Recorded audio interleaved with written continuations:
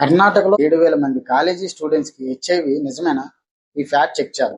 గత కొద్ది రోజులుగా సోషల్ మీడియాలో, యూట్యూబ్, ఇన్స్టాగ్రామ్ రీల్స్ లో వార్త వైరల్ అవుతుంది. కర్ణాటకలో 7,000 మంది కాలేజీ విద్యార్థులకు హెచ్ఐవి పాజిటివ్ వచ్చిందని, అందుకే ప్రభుత్వం అన్ని కాలేజీలను టెస్టింగ్ తప్పనిసరి చేస్తుందని. ఈ వార్త నిజమా లేక తప్పుడు ప్రచారమా? ఈ వీడియోలో తెలుసుకుందాం. కర్ణాటకలో 7,000 మంది విద్యార్థులకు హెచ్ఐవి ఉందనేది తప్పుడు ప్రచారం.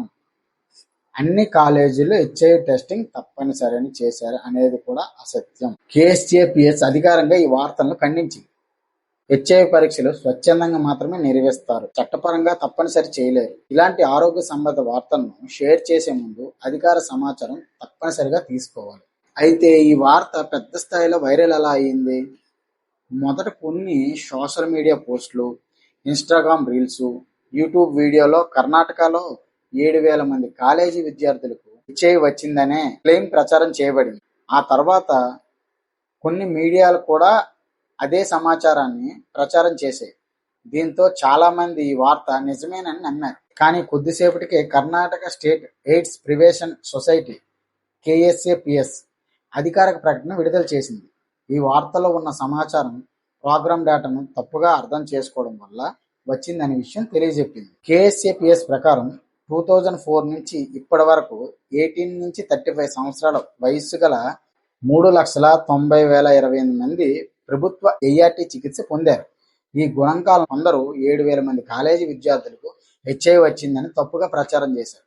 అంటే వైరల్ అయిన సంఖ్య ప్రస్తుతం కాలేజీల్లో చదువుతున్న 7,000 మంది విద్యార్థులకు హెచ్ఐవి ఉందని అర్థం కాదు.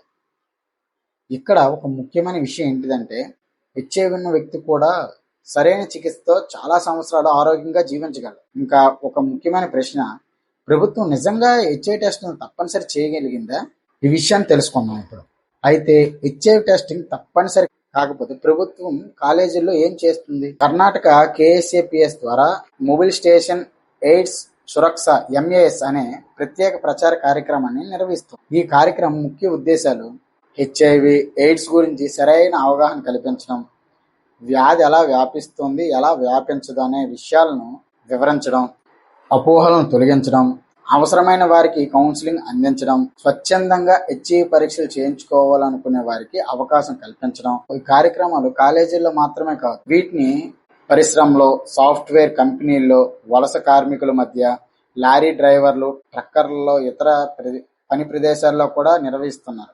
అంటే ప్రభుత్వం ఒక వర్గానికి మాత్రమే లక్ష్యంగా చేసుకోవడం లేదు, సమాజంలో వివిధ వర్గాల్లో అవగాహన పెంచడమే లక్ష్యం. ఇంకా అధికారులు చెప్పిన మరో ముఖ్యమైన విషయం ఏంటిదంటే, కర్ణాటకలో తమకి హెచ్ఐవి ఉందనే విషయం తెలియకుండా జీవిస్తున్న వేలాది మంది ఉండొచ్చని అంచనా. అలాంటి వారు స్వచ్ఛందంగా పరీక్షలు చేయించుకొని అవసరమైతే చికిత్స ప్రారంభించేందుకు ఈ అవగాహన కార్యక్రమాలు ఉపయోగపడతాయని.